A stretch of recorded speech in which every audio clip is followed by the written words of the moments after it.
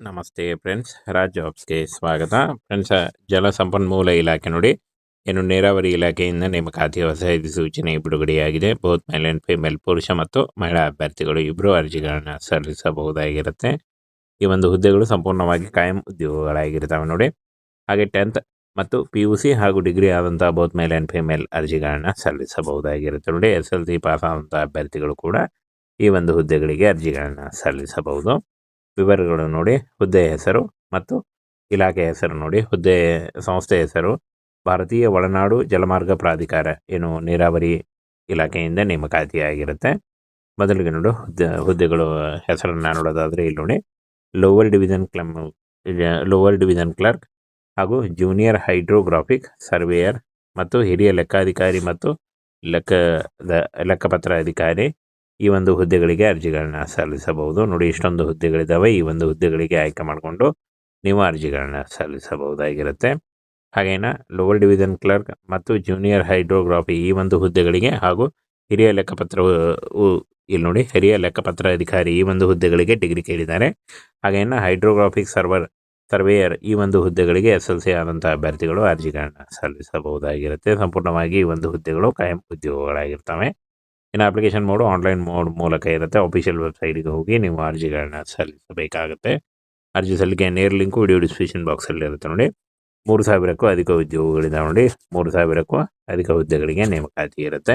ಭಾರತಾದ್ಯಂತ ನೇಮಕಾತಿ ಇರುತ್ತೆ ನೋಡಿ. ಕರ್ನಾಟಕದಲ್ಲೂ ಕೂಡ ಹುದ್ದೆಗಳಿದ್ದಾವೆ.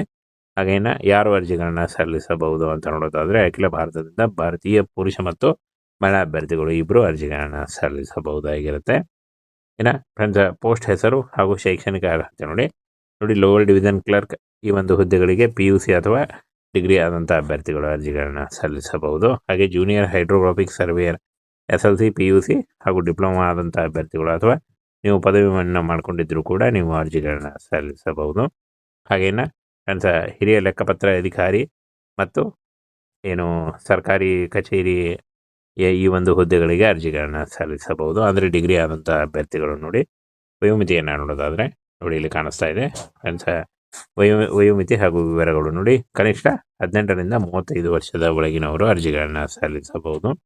OBC ಅಭ್ಯರ್ಥಿಗಳಿಗೆ 3 ವರ್ಷ, SC ಅಭ್ಯರ್ಥಿಗಳಿಗೆ 5 ವರ್ಷ ಹಾಗೂ PWD ಅಭ್ಯರ್ಥಿಗಳಿಗೆ 10 ವರ್ಷಗಳ ವಯೋಮಿತಿ ಸಲ್ಲಿಕೆ ಕೂಡ ಇರುತ್ತೆ. ಆದಷ್ಟು ನಿಮ್ಮ ವಯಸ್ಸಿನ ಲೆಕ್ಕಾಚಾರ ಮಾಡಿಕೊಂಡು ನೀವು ಅರ್ಜಿಗಳನ್ನ ಸಲ್ಲಿಸಬಹುದಾಗಿರುತ್ತೆ ನೋಡಿ. ಅರ್ಜಿ ಶುಲ್ಕ ನೋಡಿ, UR ಮತ್ತು OBC EWS ಅಭ್ಯರ್ಥಿಗಳಿಗೆ 500 ರೂಪಾಯಿ ಇದ್ದರೆ, ಹಾಗೆ SC ST PWD ಮಹಿಳಾ ಅಭ್ಯರ್ಥಿಗಳಿಗೆ ಯಾವುದೇ ರೀತಿಯ ಒಂದು ಅರ್ಜಿ ಶುಲ್ಕ ಇರಲ್ಲ. ಈ ಒಂದು ಅರ್ಜಿ ಶುಲ್ಕವನ್ನು ಆನ್ಲೈನ್ ಮೂಲಕ, credit card, debit card, net banking ಮೂಲಕ ನೀವು ಪಾವತಿಯನ್ನು ಮಾಡಬಹುದು. ಹಾಗೆ ಈ ಒಂದು ಸಂಪನ್ಮೂಲ ಇಲಾಖೆ ನೋಡಿ, ಏನು ನೀರಾವರಿ ಇಲಾಖೆಯಿಂದ ನೇಮಕಾತಿ ಹೊಸ ಅಧಿಸೂಚನೆ ಬಿಡುಗಡೆಯಾಗಿದೆ. ಬೋತ್ ಮೇಲ್ ಆ್ಯಂಡ್ ಫಿಮೇಲ್, ಪುರುಷ ಮತ್ತು ಮಹಿಳಾ ಅಭ್ಯರ್ಥಿಗಳು ಇಬ್ಬರು ಅರ್ಜಿಗಳನ್ನು ಸಲ್ಲಿಸಬಹುದಾಗಿರುತ್ತೆ. ಈ ಒಂದು ಹುದ್ದೆಗಳು ಸಂಪೂರ್ಣವಾಗಿ ಕಾಯಂ ಉದ್ಯೋಗಗಳಾಗಿರ್ತವೆ ನೋಡಿ. ಹಾಗೆ 10th ಮತ್ತು PUC ಹಾಗೂ ಡಿಗ್ರಿ ಆದಂಥ ಬೋತ್ ಮೇಲ್ ಆ್ಯಂಡ್ ಫಿಮೇಲ್ ಅರ್ಜಿಗಳನ್ನ ಸಲ್ಲಿಸಬಹುದಾಗಿರುತ್ತೆ ನೋಡಿ. SLC ಪಾಸ್ ಆದಂಥ ಅಭ್ಯರ್ಥಿಗಳು ಕೂಡ ಈ ಒಂದು ಹುದ್ದೆಗಳಿಗೆ ಅರ್ಜಿಗಳನ್ನು ಸಲ್ಲಿಸಬಹುದು.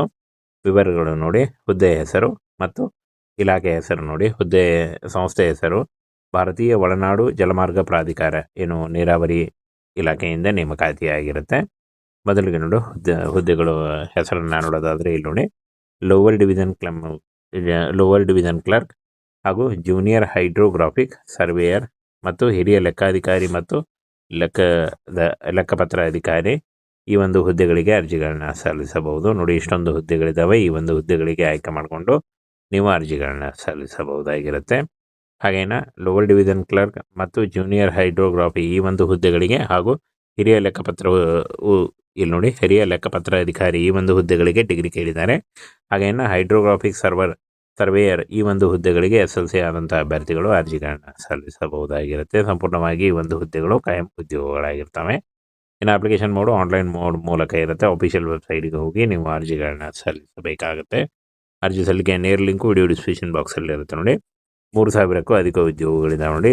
3,000ಕ್ಕೂ ಅಧಿಕ ಹುದ್ದೆಗಳಿಗೆ ನೇಮಕಾತಿ ಇರುತ್ತೆ. ಭಾರತಾದ್ಯಂತ ನೇಮಕಾತಿ ಇರುತ್ತೆ ನೋಡಿ. ಕರ್ನಾಟಕದಲ್ಲೂ ಕೂಡ ಹುದ್ದೆಗಳಿದ್ದಾವೆ.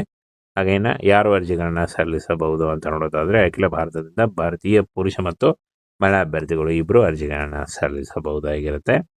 ಇನ್ನು ಫ್ರೆಂಡ್ಸ್, ಪೋಸ್ಟ್ ಹೆಸರು ಹಾಗೂ ಶೈಕ್ಷಣಿಕ ಅರ್ಹತೆ ನೋಡಿ.